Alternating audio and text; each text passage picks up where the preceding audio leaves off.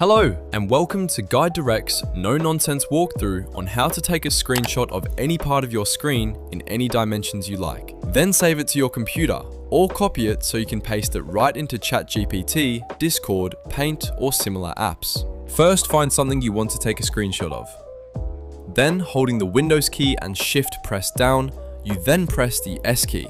If done correctly, the background will go dark and you will be able to click and drag an area that you want to take a screenshot of.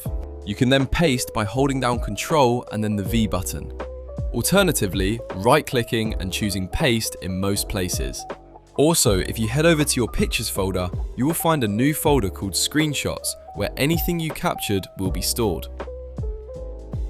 Fancy. Here's another example with a different dimension. A good square shape for taking captures for profile pictures and avatars. I hope this guide has helped you. If you wouldn't mind helping me back by leaving me a subscribe, it would mean the world to me.